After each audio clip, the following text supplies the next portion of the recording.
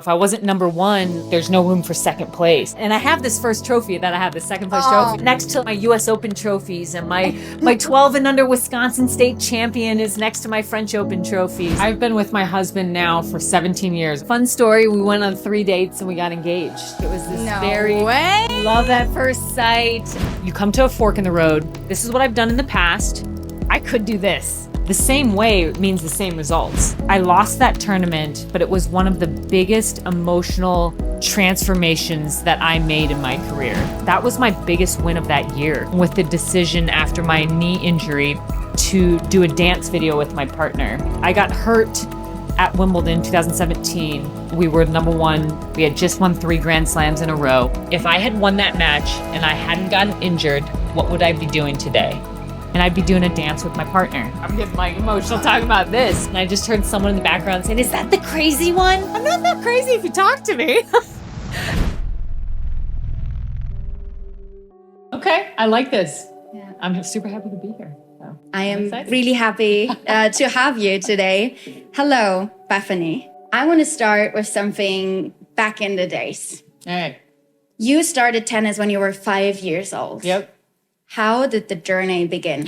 What sparked your inner passion? So I think my parents recognized that I was a very competitive, athletic child, and they put me in a lot of different sports. My dad played semi-professional basketball, so he came from a family of a lot of athletes. He had 10 brothers and sisters. All of them were athletes. And so it was something that my dad would spend time with me on the court after work. And that's how it got started. But I did track and field. I played soccer. I played basketball, volleyball. I feel like being involved in multiple sports when I was young really helped me kind of develop the athlete that I am on the tennis court now. And I also feel like it kept me interested in sports for longer. A lot of my friends and peers on tour, they started playing tennis and only tennis from the time they were 5. You can see when it works, but you also see the players that I grew up in juniors with where it didn't work and they burnt out pretty young. I didn't focus fully on tennis until I was 12 years old. I was born in Minnesota. I grew up in Wisconsin. So up north, we have indoor tennis. And I eventually got invited to Boca Raton to go to Chris Evert's tennis academy. And I remember going there the summer I turned 12, and it was the hardest thing I've done. It was so hot and so humid. It was the first time I had played 6 hours of tennis in a day. Up until that point, I was playing after school. I was playing on the weekends for tournaments, and I did very well. I mean, I was the top player in my state. I was the top player in my section. And so it was just time to go to the next level. And I think my parents recognized that. Mainly my dad, I'll say. My dad was kind of the driving force when I was young, and my mom supported him.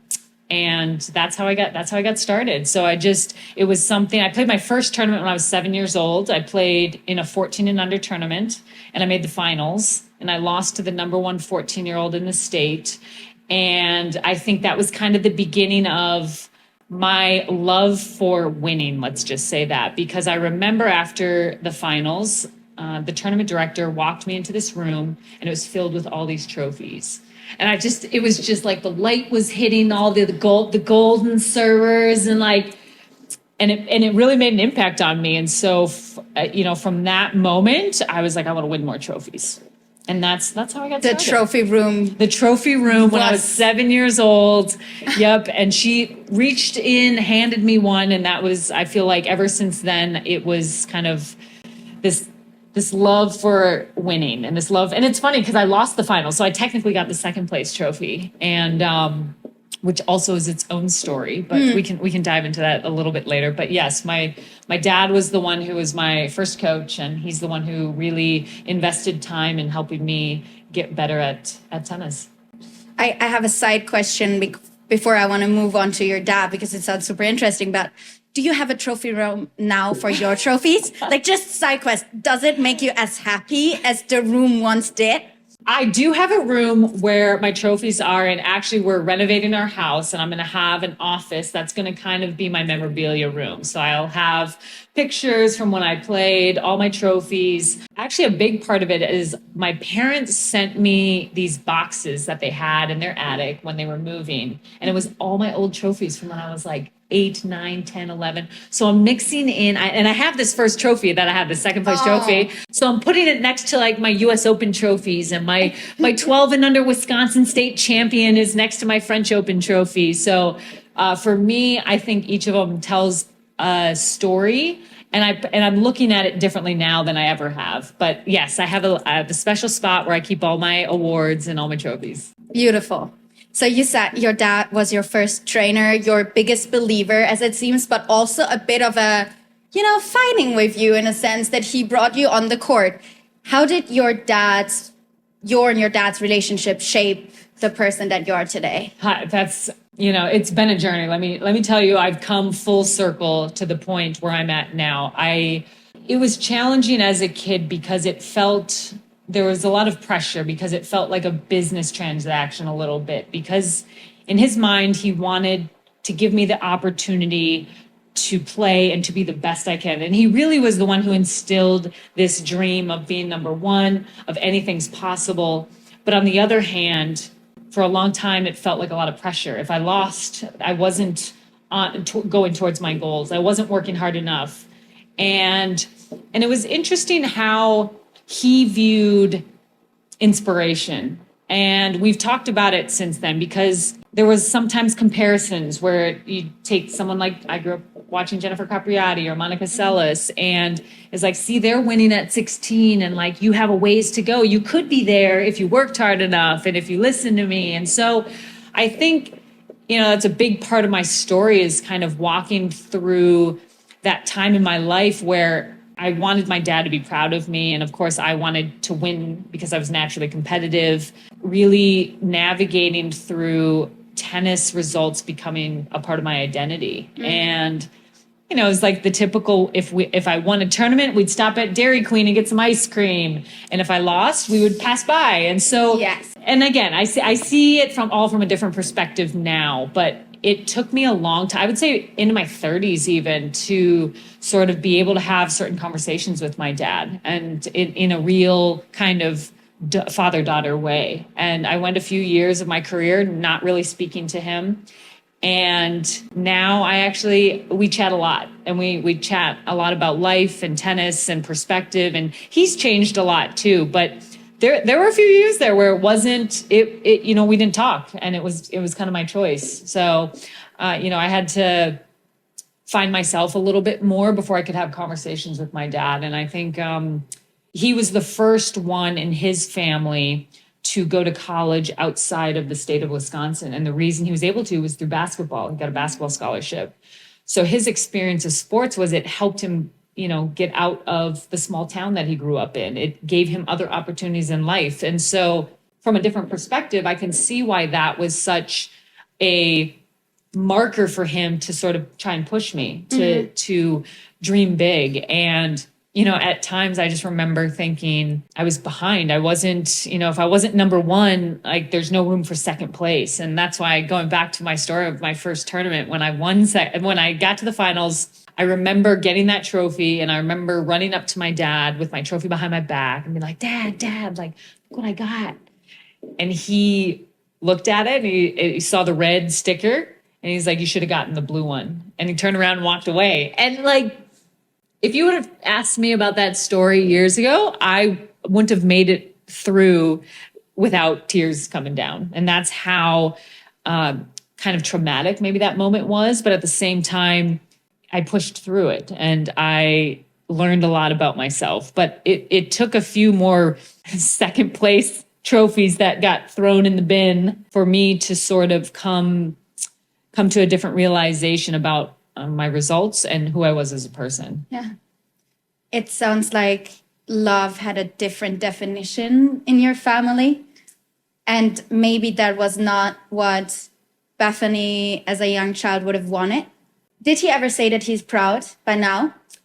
Yes, he said he's very proud of me, and he said he loves me. And I think I remember as a kid, he didn't really say that to me a lot, but I remember hearing him talk to his friends or talk to my coaches. And so I would hear it from someone else. So there was a part of me that knew he believed in me and loved me, but I don't know that we always had that interaction. And I think for him, he wanted me to be tough. And that's kind of how he grew up. He grew up, in this, he had 10 brothers and sisters, at times they didn't have food on the table. And it's just this mindset of you're either making yourself a victim or you're pushing through it. We've talked about it a lot since then, right? And so we have a much different relationship now, but it really probably forged my identity for the first few years I played on the pro tour, and how maybe isolating it was, or how dependent on my results I was. If I won, I could go to dinner and I could talk. I mean, if I lost, I remember times where you wouldn't talk to me for like 3 days. I wouldn't talk to people for 3 days, right? And I kind of look back and you just see how much energy sort of you almost wasted, like sort of beating yourself up. And I've talked about that with my dad. I think he still sometimes thinks he did it right. I think every parent, does. They're kind of working with what they know at the time, and they're doing the best they can. And, you just hope that maybe over time you can have different conversations with them. Yeah, I think there's this funny part about especially relationships with parents, that you can love them in your way, and that does not need to mean that you have exactly the same relationship as you see them, right? Yeah. You could be, I maybe did not get that love and I will not get that because that's not their perspective, but I feel loved because that's the relationship I expect. Yeah. I guess you have that with your partner now. Yeah.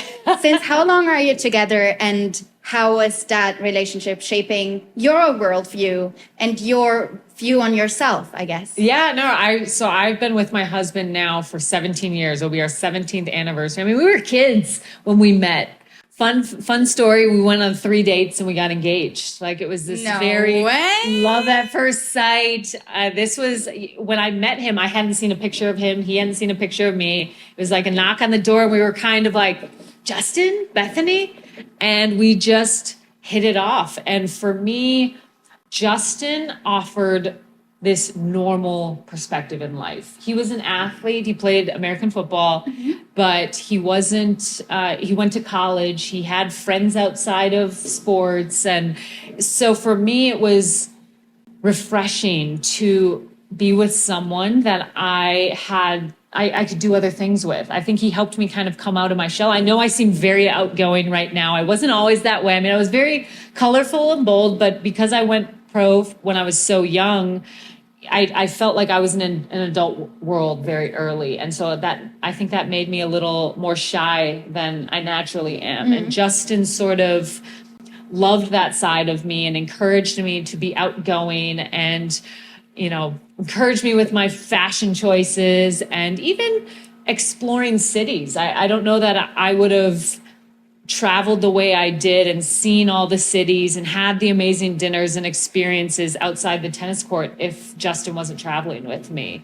I was taught, and I think a lot of tennis players and athletes are taught, that friends are a distraction. Like, you need to go to bed early, and like it's discipline, and that's how I grew up. And it was more serious, I think, than I naturally am. And, I was always competitive. So you never really had to push me too far to like convince me to go win a match. But we tend to sort of just get in our own little world. And I remember talking with a few of my friends on tour that hadn't seen the Eiffel Tower. They've been to Paris, 10 years, and they've never gone out and had a croissant at a corner cafe. And I didn't want to look back on my career and see that I had traveled to all these amazing places and never seen anything and never immersed myself in the different cultures. And I feel like Justin was able to travel with me a lot. I don't think our marriage would have worked if he hadn't been able to. He was able to work from the road.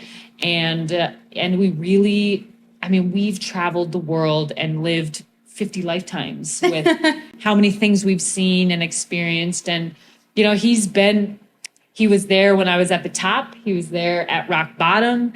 And it's really molded our relationship. I think it's brought a lot of personal things to light for both of us. And we grew up together. I mean, I was 22 when I met him, and we got married. I was 23. I was a baby. And so I feel like we both have matured and challenged each other in a lot of positive ways. But I'll be honest, there are moments where, I mean, that's tough. Like you're with someone 24/7 around competition. He sees me when I win. He sees me when I lose. And I wasn't always handling it well. And he's been my rock sort of through the process. And I don't know that I appreciated it all the time, because there were moments where, again, like Justin has this tough, athletic personality. And to me, sometimes it felt like I was talking to my dad, and that was something Difficult. that was something that was difficult, because it's right. Like I feel like that's not just tennis. That's not just an athlete. It's like we see our parents. I think women will see their dads and some of the responses that they're getting from significant others. And it's really on us to walk through that and communicate it. And rather than just say, hey, you're just being like my dad now. And it's just, we went through some rocky periods where, it was really tough. And I feel like I've come full circle with him too. And I think we both have, and we both really appreciate the journey a little bit more. I think it's so stunning what you just said. Sometimes, especially when you're a woman, and I mean, let's say you're a woman plus you're an athlete. So you're in a zone, you do things to your body that are so extreme, that are so unhandleable, and you are experiencing everything that it is to be a woman as well, right? There's sometimes people think that you need a certain thing, and you actually just need to be angry and nothing else. Sometimes, like, I trained my people to tell me when I'm in an emotional state, I trained my people to ask me what I need, to ask me whether I just need a hug, whether I just need to cry, or whether I need encouragement and solutions. And that's a different thing. And if you have that athletic guy, he will always give you solutions and push you. 100%. Oh my gosh. It infuriated me for a long time. You're right. Asking that question both ways on what do you need right now? Because there are times where Justin has helped me through solutions, but majority of the time, if we're honest about it, it's like, I just want you to listen to me. I just want you to let me rage a little bit, and I'll get over it in 30 minutes, I promise. And we don't have to take it so personally. But if you're not communicating that, he was always looking to fix or to help. And that really feels mechanical. And, especially with close relationships, we have to always be conscious of this deeper layer. It's a hug. It's saying, I love you. It's just listening. It's going to dinner and not talking about tennis. And I think so many times we want the people that we're with to just know that. It's still our responsibility to communicate that. And that's something that I really had to learn. Because look, I got really good at compartmentalizing. So there were times where I knew he was going to try and fix something on the court, so I wouldn't talk to him then. And that's not the place to go when you're in a relationship. Then he feels like I'm not telling him something, and I'm just like, I'm trying to get over my own emotions without putting them on you. And that's where I think Justin and I have really learned to communicate better. Justin is a very good communicator. I will say this on camera. I was the one that would get a little more internal, that would go a little more quiet.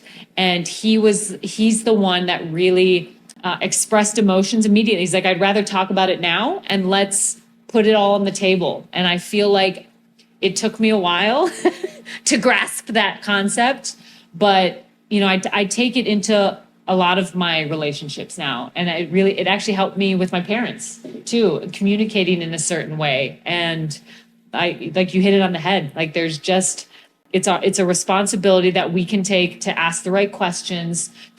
When we talk about being heard, it's really for us to note our own emotions, but still be able to tell someone clearly what we need. Yeah. Sometimes it's really hard to do that on your own. Like, I need that right now in an emotional state. It's really hard. But if that person knows to ask you before they react, game changer. Yeah. Game changer. I wanted to come to the word competition. Okay. Because you use it pretty often, and I know, totally normal. What is, if you can paraphrase competition in a word, what is competition for you? What does it mean? For me, competition is pretty black and white.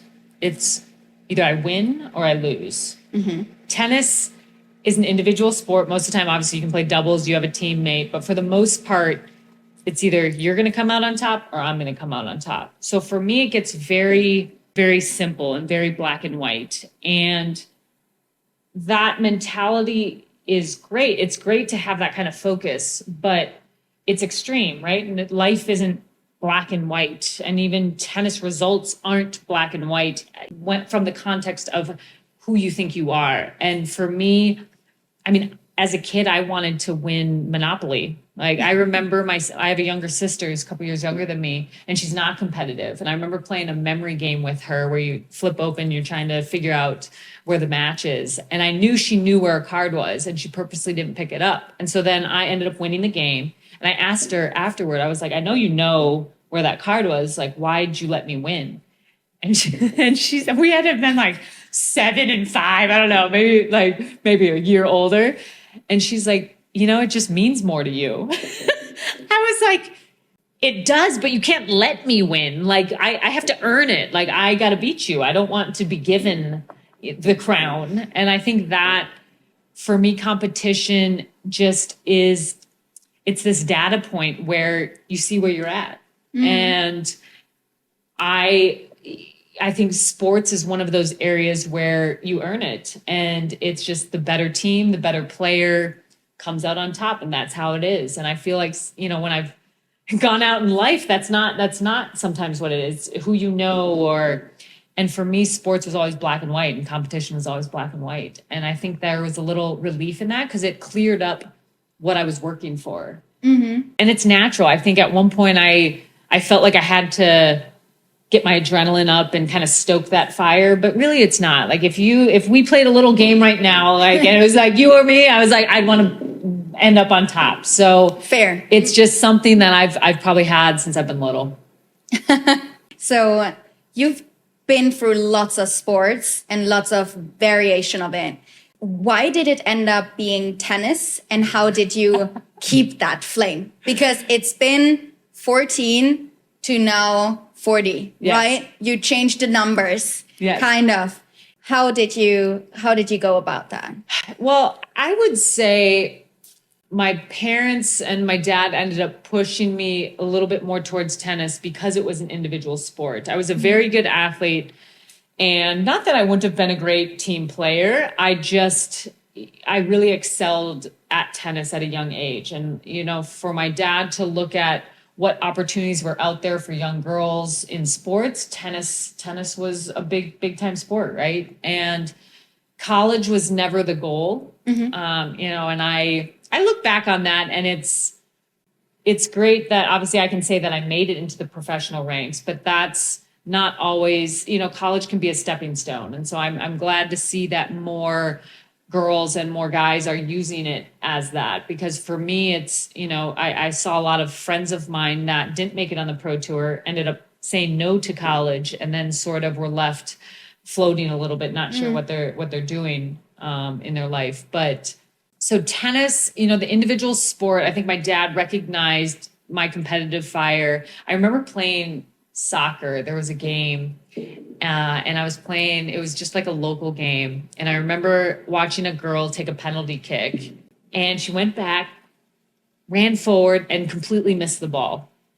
And for me, I remember running over to my dad, and I was like, the ball wasn't even moving. Like, how do you not kick the ball?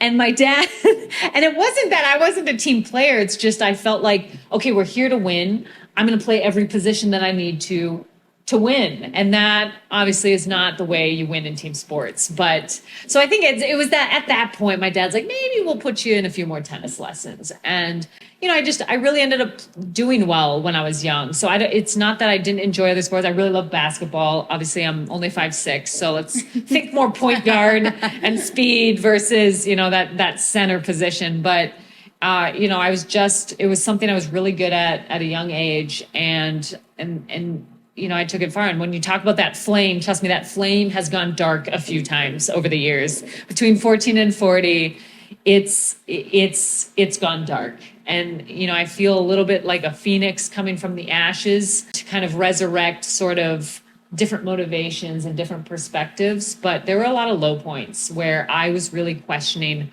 why I'm playing tennis. Do you want to talk about one situation, like an example, where you were short from like questioning your life choices?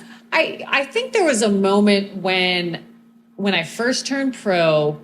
When was that? When I turned pro when I was 14. Mm-hmm. So I felt like I skipped a few levels. Like I was the number one 14-year-old in the world, but the next level was 16s. Then there was 18s, and you could win junior grand slams. And I felt a lot of pressure that I was going from number one 14-year-old to playing Martina Hingis and Jennifer Capriati. I was playing adults, and I was traveling with adults. And I really struggled a lot in that space in those years. I mean, I was able to get wild cards into some events, so I got my ranking up pretty quick, but it wasn't, I remember breaking maybe top 100 for the first time when I was 18, 19. So it took me a few years to even get to that level. And there was almost this panic that I was behind. I mean, honestly, my biggest fear in my career was that I was running out of time. And it's funny because I'm 40 and I'm still playing tennis. And if you would have told 18-year-old Bethany, like, you're actually going to play longer than most people, I wouldn't have believed you. In my mind, I should have been winning US Open when I was 16. I should have had multiple slams by the time I was 21, and I was just always behind. And for me, that was a big fear, and that was a big stressor in my life. So I would say kind of until I met my husband when I was 22, I was really floating around, not knowing how to improve. That was the point where I wasn't really talking to my parents, but I couldn't really afford a full-time coach.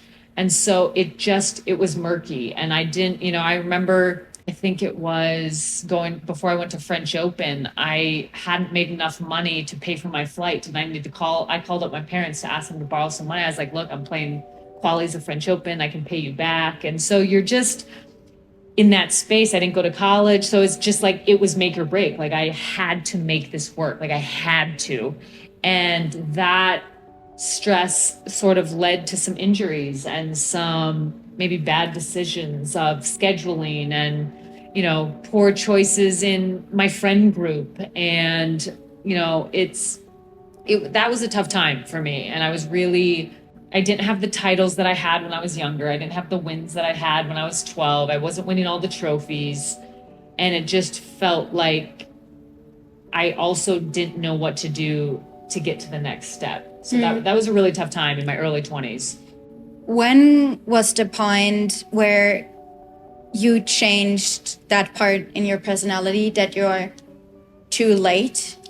Was there like an experience? I'll be honest. I held on to that fear for a long time. I would say when I met my husband when I was 22, 23, and sort of had this more normal, solid relationship, I looked at my tennis results differently. And I'm very close with his family. And there was I remember the first Wimbledon that they all came and watched me play. I did really well. I made fourth round. Like it was all very exciting. And it was coming, I was playing with a different energy. But I would say I was still in my 30s thinking that I was behind and that I hadn't achieved enough. And it was really something that stayed with me for a long time. And I sat with it, and I've talked about it a lot, but I think only in the last couple of years, I've really been able to look back on my career in a different way. And that's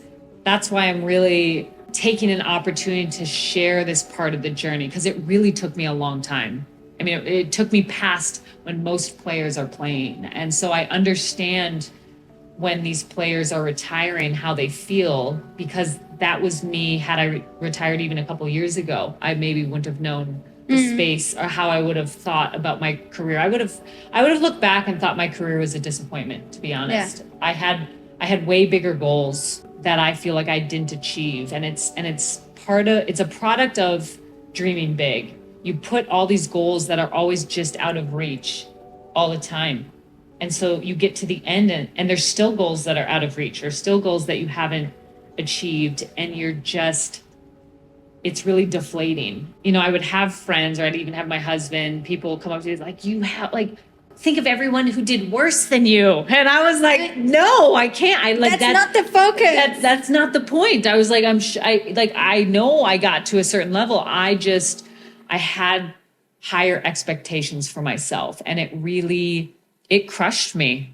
And I crushed myself essentially, Yes. right? Like it wasn't my dad saying I needed to win US Open when I was 16. This was now my voice saying I wasn't good enough and I hadn't achieved enough. And that was a couple years ago. I was still thinking that. Did you never see that what you just told me about your childhood is exactly what you told yourself for 20 years after that? Yeah. Like your dad told you you're not good enough, you're not fast enough, you should win this or that, you should win against that. And that is just what you repeated. Yep. Like for me, it's obvious, right? But Yep. it could never be as obvious. No, it's not as obvious. It's not. You're right. Oh Like my from the gosh. outside, you can kind of see it, but I don't think we also realize how many things that we take from our parents when we're younger and it becomes our words when we're older. And we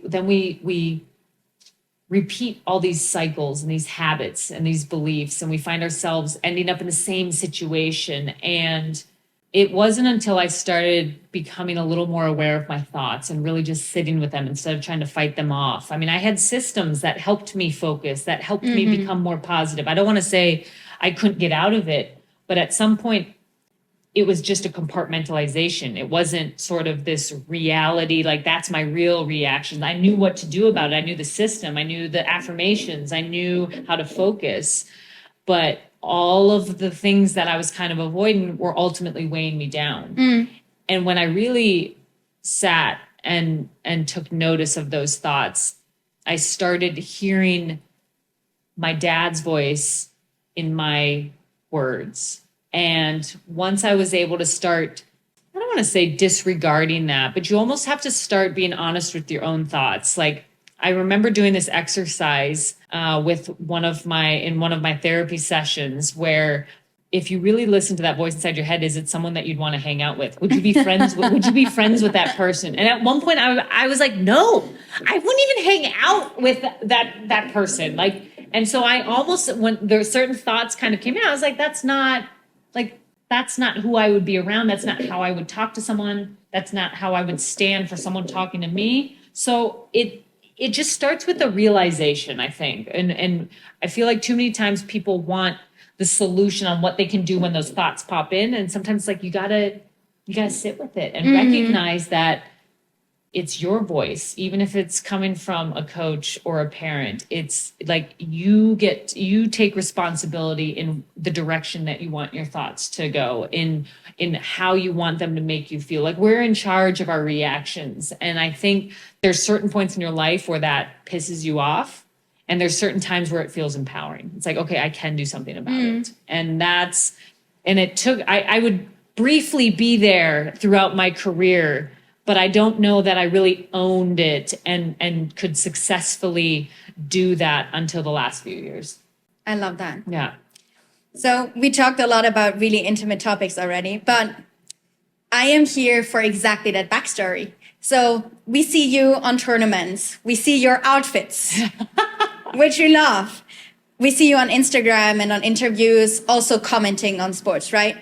What do we do not see about Bethanie? That's a good question. I think I've been very open about a lot of things. For me, it felt so restrictive to try and keep everything tight. And I think at one point you realize that we know more about each other than we lead on. It's not like we're not as good of actresses as we think we are. And so along this path of being honest with myself, it just felt more genuine to share that honesty with my fans and with my followers. I don't know that you saw the heaviest moments. I feel like I spent those those times alone.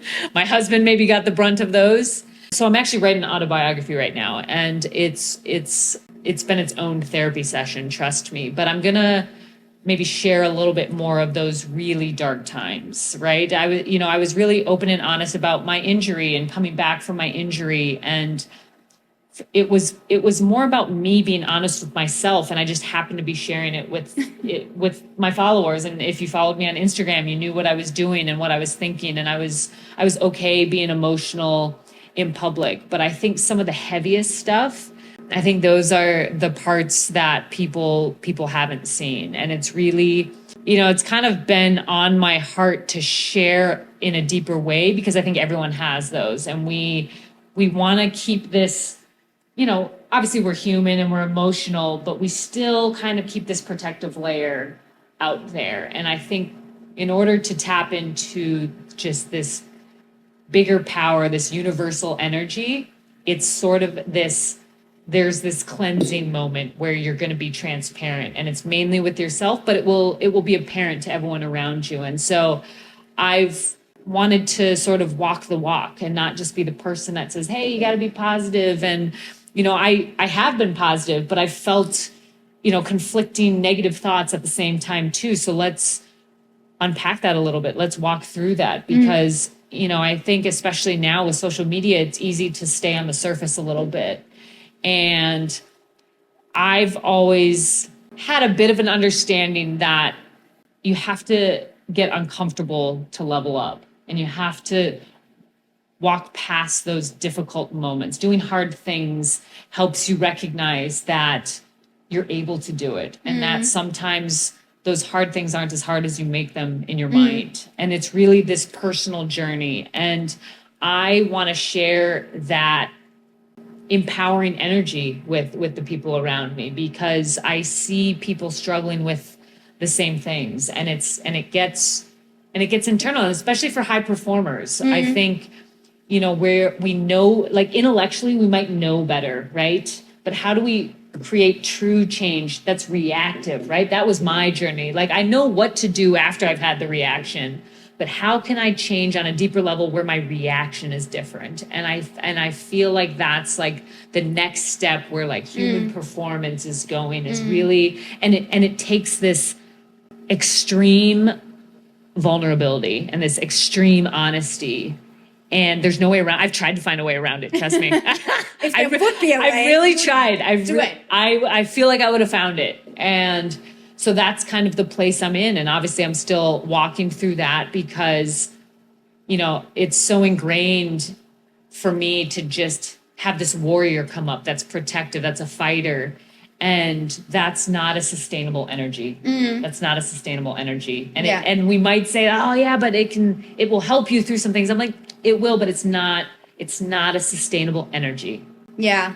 I always say like understanding and embodying is something like really, like you need to your body needs to understand it. Like brain and body, not the same thing. And our bodies are super intelligent and super smart in getting out of situations, but this one needs to understand it.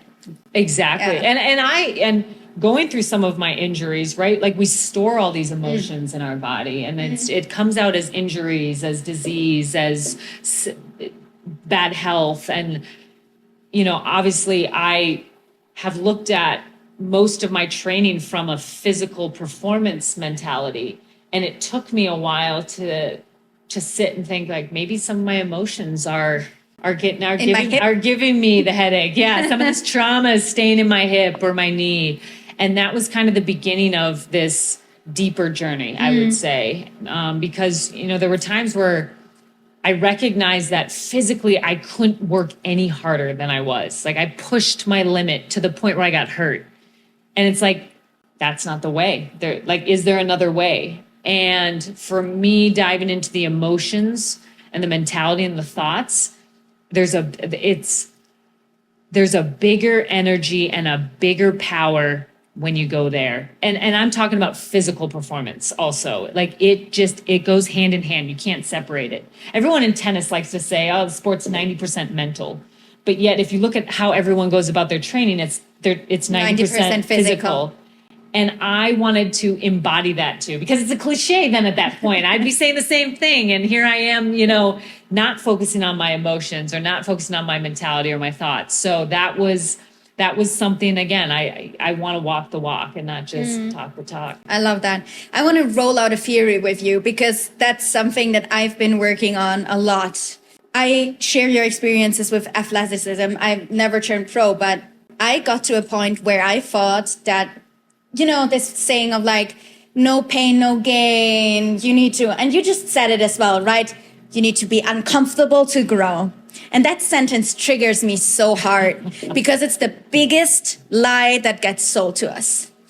For me, it got to a point where I was like, to grow, you need to be in pain. So what I would do would go in really uncomfortable situations, really put myself under so much pain because then I would grow. But like I got addicted to this thing of like pain, to like being in a painful situation. Yeah. And I didn't understand that actually growth also is in the silent moments. Yeah. But maybe you relate. I don't know. No, 100%. I actually remember there's a player that has no pain, no gain tattoo on their, I think on their ab.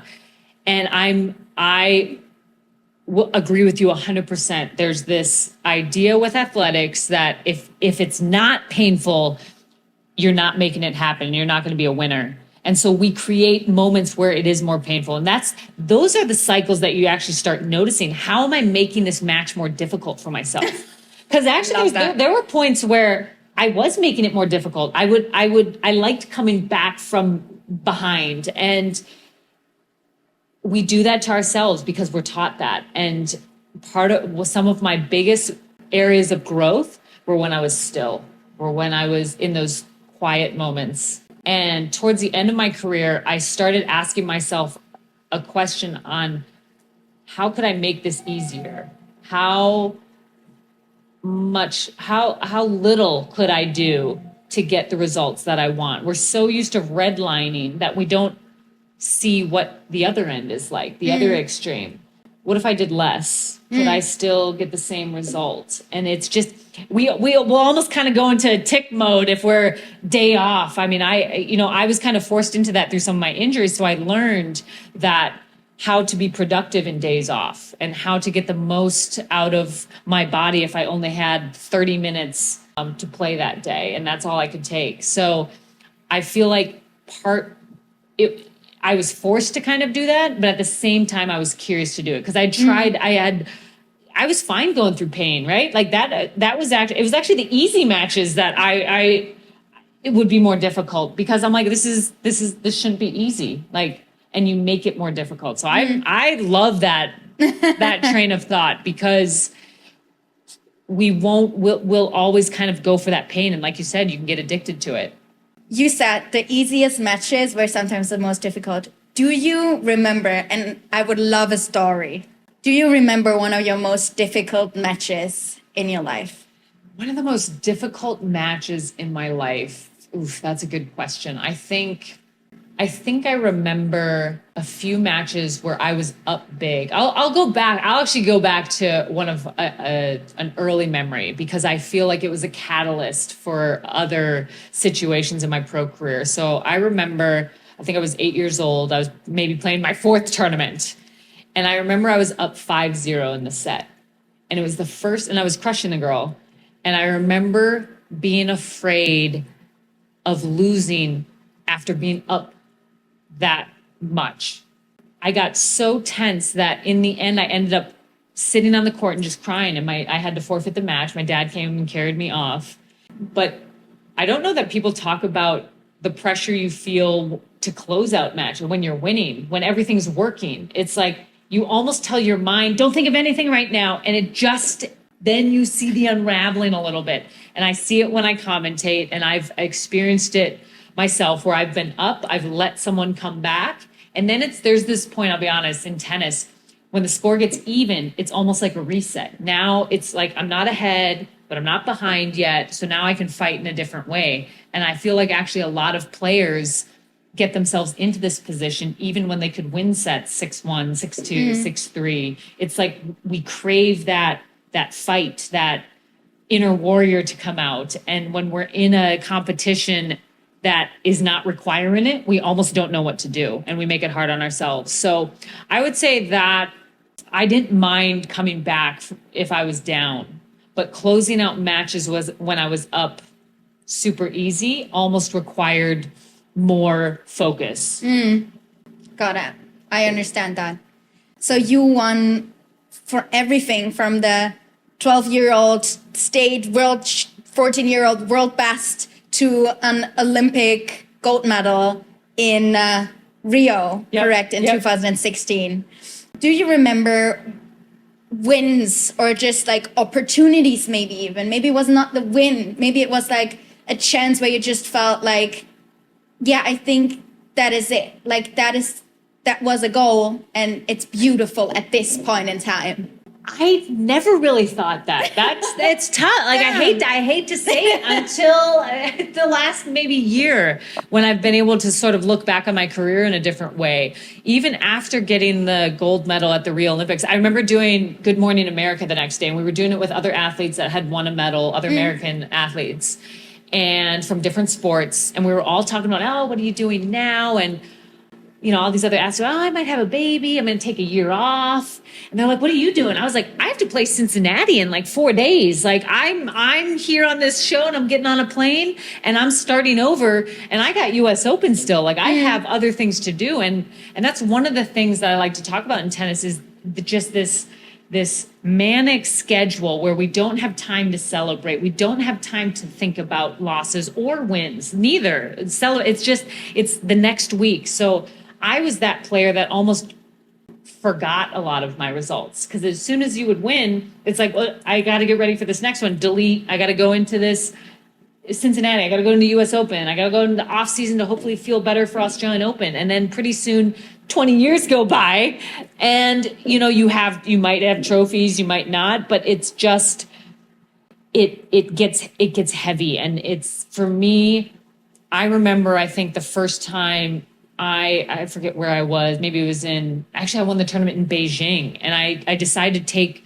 the next week off just to feel good in the win. You know, we rush to the next tournament. We rush to forget our losses. We forget our wins as well. We don't celebrate.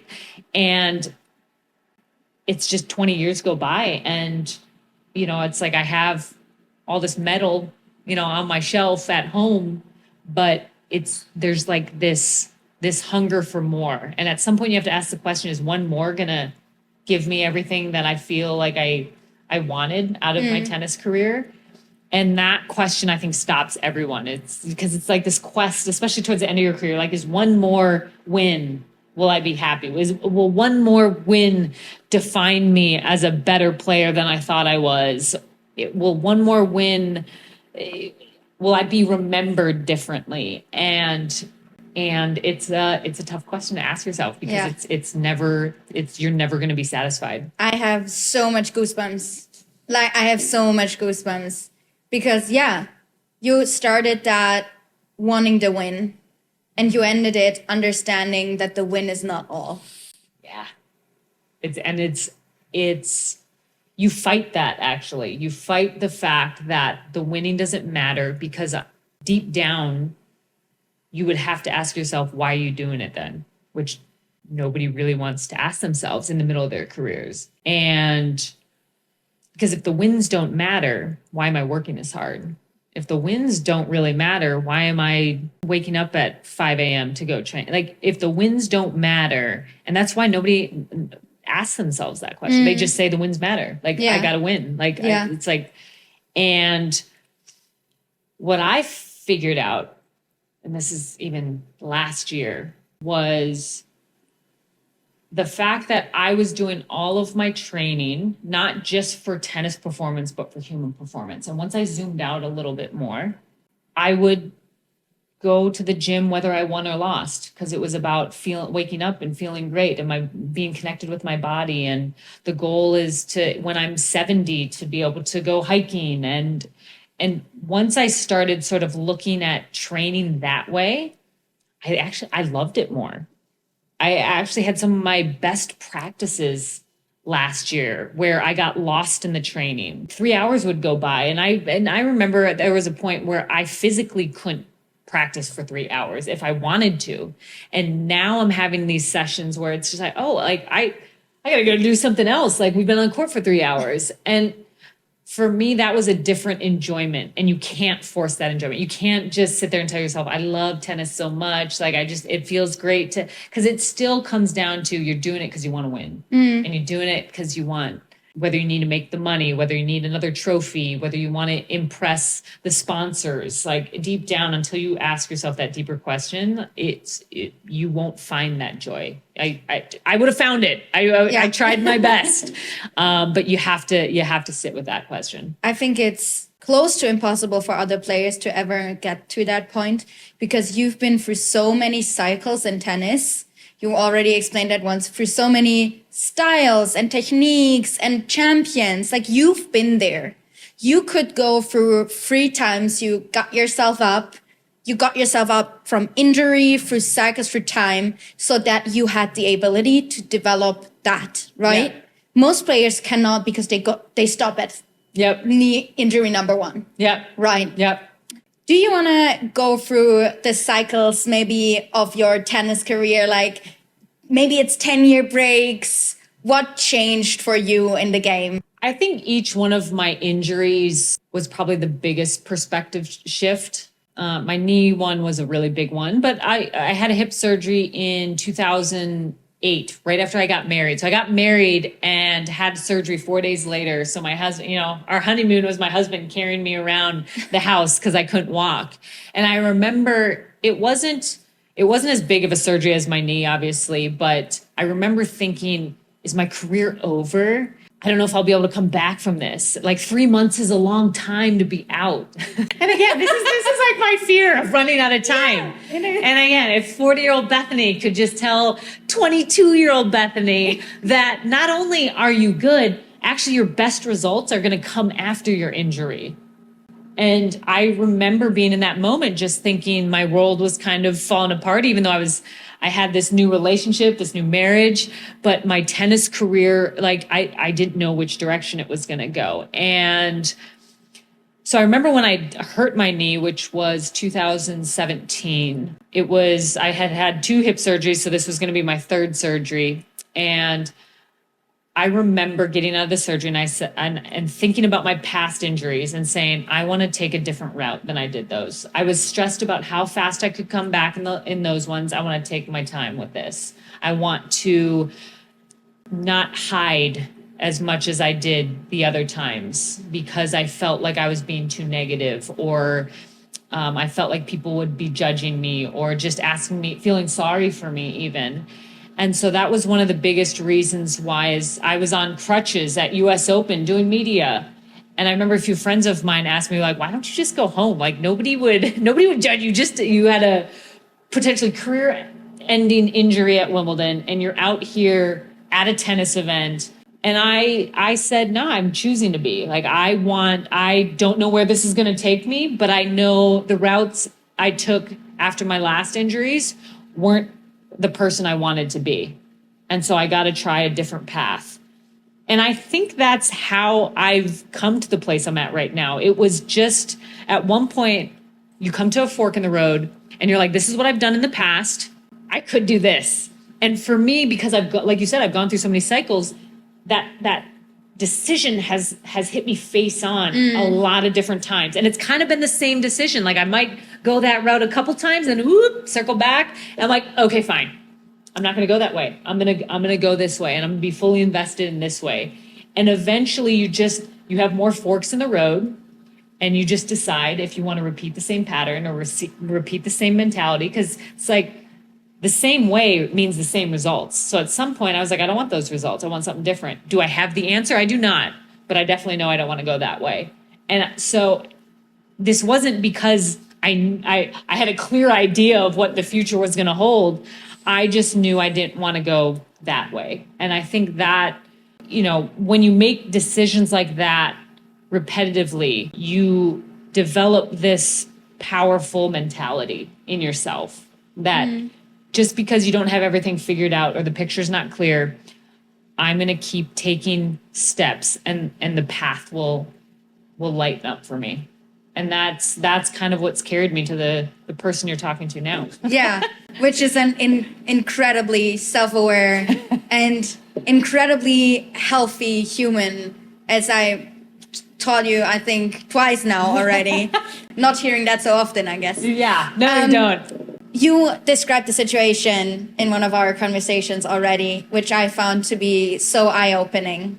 I had asked you the question about a situation where you proved yourself proud of being mentally tough and in a mentally different place, where you exactly described one of these choices, right? Yep.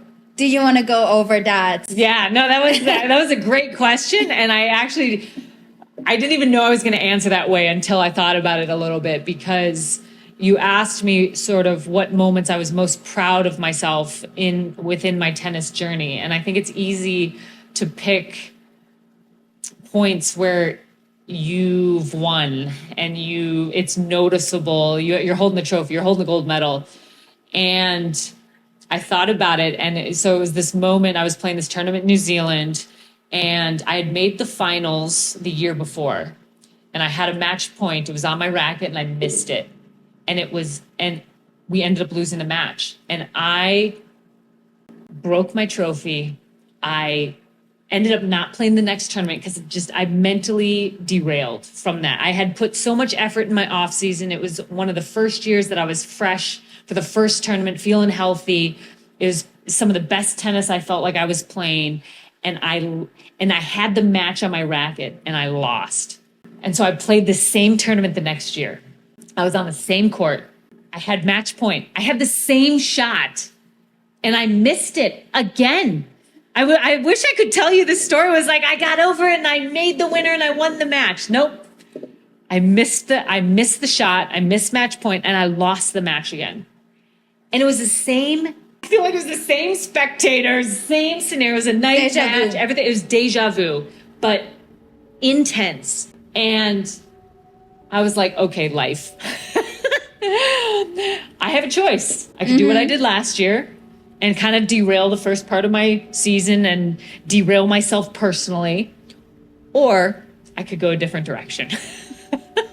And I remember even being asked in the on-court interview the second time, the way the question was asked to me was like, you had a convincing lead and then you let it slip away. What happened? And I was getting flashbacks to the year before. And I just, in that moment, like you said, I was forced to kind of commit to this fork in the road. Which direction do I want to take? And I chose to go a different route. And I ended up playing the next week. I ended up having a great month of tournaments. But for me, I lost that tournament, but it was one of the biggest emotional transformations that I made in my career. Like I remember I was tearing up when I was telling you this story because it was so impactful for where I was emotionally as a human being. That was my biggest win of that year. That was my biggest win of that year. And I would put that up there along with the decision after my knee injury to do a dance video with my partner as the biggest wins of my career. So I got hurt at Wimbledon 2017, and my partner and I at the time, Lucy, we were the number one team in the world. We were the number one seeds at Wimbledon. We had just won 3 Grand Slams in a row. We were gonna most likely go on to win Wimbledon, which we didn't have that title. And I asked myself a question: if I had won that match and I hadn't gotten injured, what would I be doing today? And I'd be doing a dance with my partner. And so I'm getting like emotional talking about this because so I said, okay, if that's what I would have done, if I would have won, can I do it even though I lost and I'm hurt? And so I made the decision to get on the video and we did a dance. Obviously I couldn't dance. I was doing the hand motions. And that was probably one of my biggest wins of my career. That like changed the trajectory of who I thought I was as a person and realizing the power of thought. You are one decision away, one thought away, one belief away from changing the trajectory of your life, no matter where you are at all times. And that decision, making that decision, confirmed that to me in a deep way that resonated for the next few years. And it's one of the reasons why I was able to come back, not because I wanted to win another trophy, because I made that decision right after I was injured. I feel you. Yeah. That's beautiful. That was the way I asked myself that question too, because a lot of times we think about it where if enough time passes, I'll eventually be okay, right? Talk to me in a year and this injury won't be quite as devastating, or I'll be in a different place. And so the questions I asked myself were like, okay, so in 6 months, how are you going to feel about this? I feel okay. In 3 months, how are you going to feel? I'm probably not as good as 6 months. Okay, in 2 weeks, how are you going to feel? And the closer I got to the now, the more stressed I could feel. The more I'm like, I'm not 24 hours. Could I be okay? Definitely not, was my first reaction. I can't be okay in 24 hours. But you could be okay in a year. And I'd be like, okay, I could be okay in a year, but I can't be okay in 24 hours. For me, that's a decision. So I challenged myself to see how I could be okay the next day and what I could do in like actuality and action steps. And so for me, that dance after my injury with my partner was really career defining for myself personally. I think life defining. Life defining. Like, you love to say career for life, but like you say career, but I think you mean life. Yep. It's interchangeable for you. This moment that you just described, I think so many people stand in front of it daily and ask themselves, is that the right path? And maybe they're not brave enough in their heads to take the right decision and they stick to the, I feel bad. But I think if it's painful enough, if you can see yourself being in so much stress and pain from that, you will eventually change. How we humans are in the end made.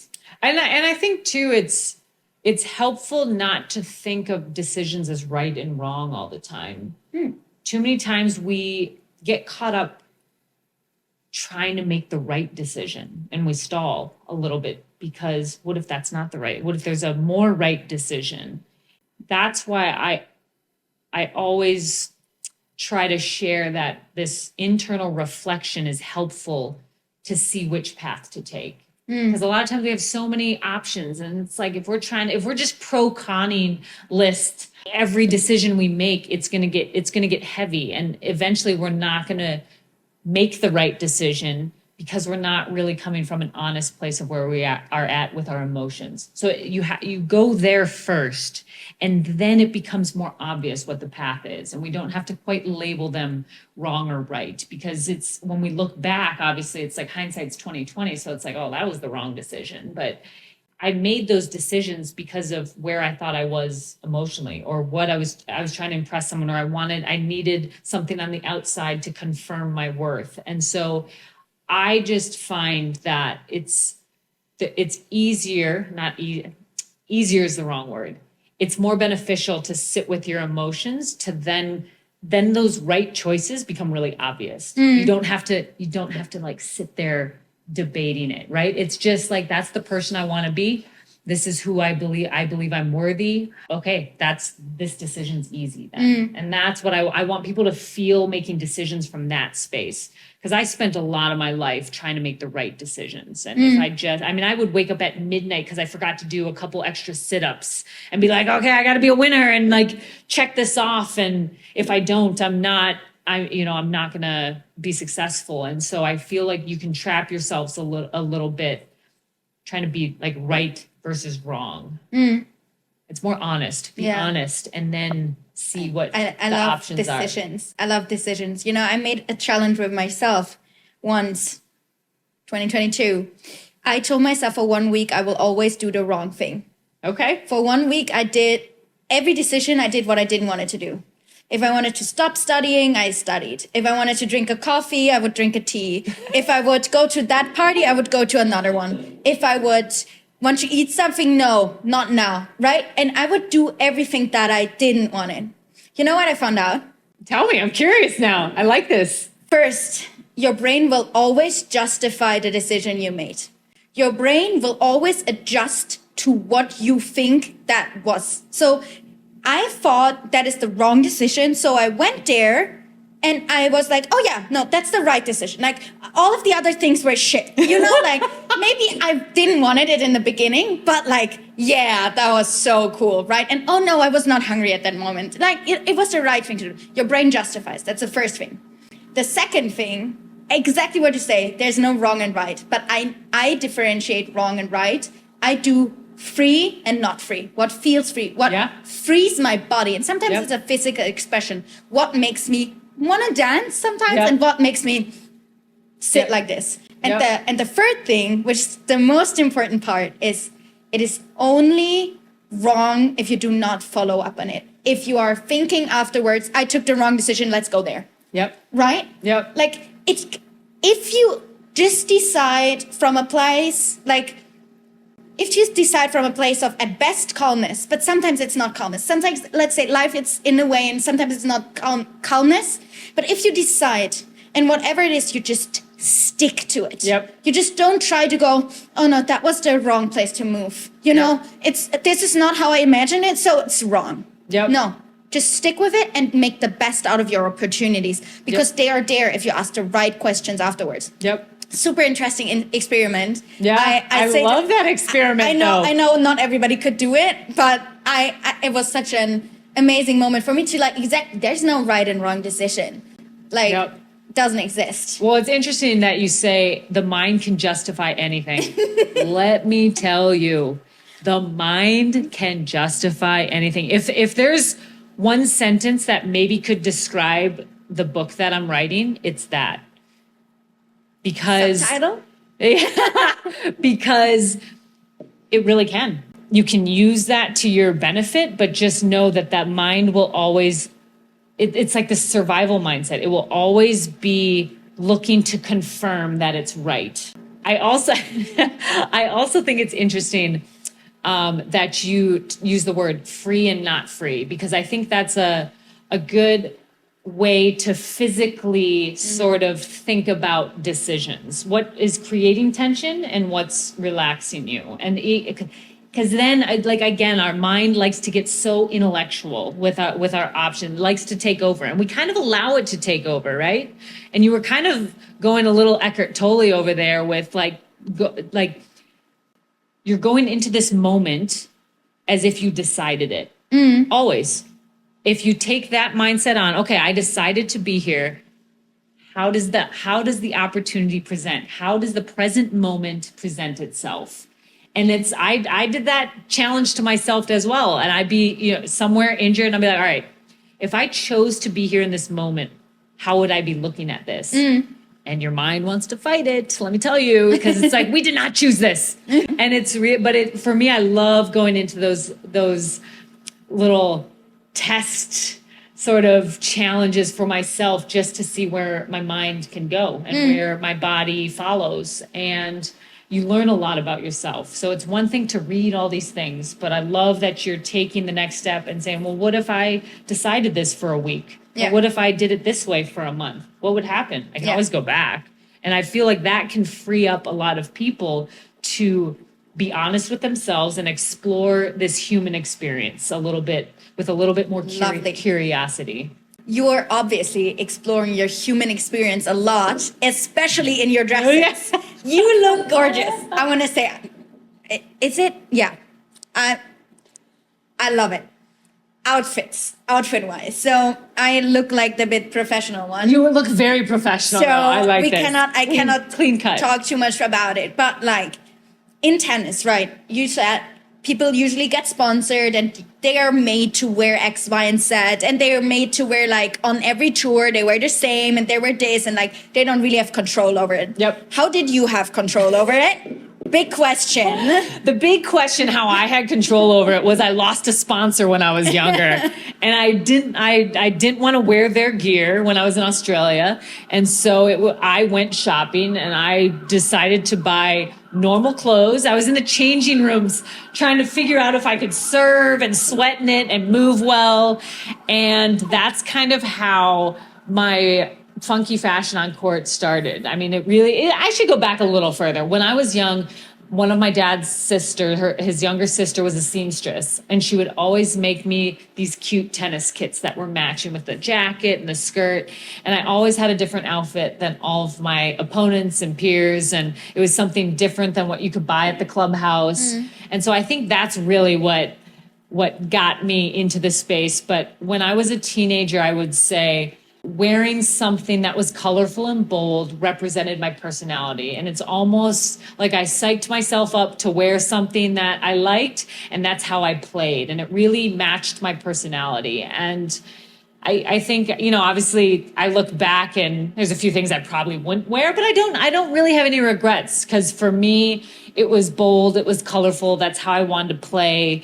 That's the person I wanted people to know me as. I remember walking through a tournament at one point. I was walking through Indian Wells in Palm Springs, and I just heard someone, I was signing some autographs, and I just heard someone in the background saying, "Is that the crazy one?" And I was like, I'm not that crazy if you talk to me.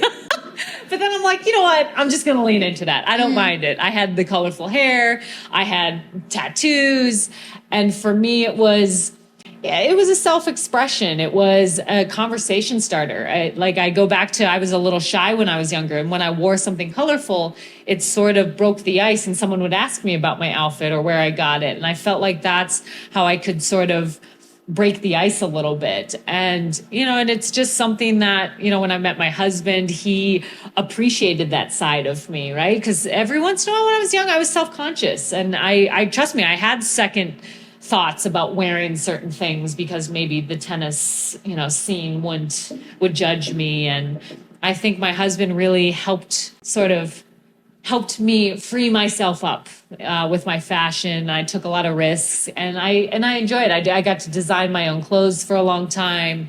I got to wear something different. I remember watching a match on TV at one point, and the girls both had blonde ponytails. They were wearing the exact same visor, exact same outfit. You couldn't tell who was who on the TV. And I was like, I don't ever want that to happen to me. I want you to know which one is me.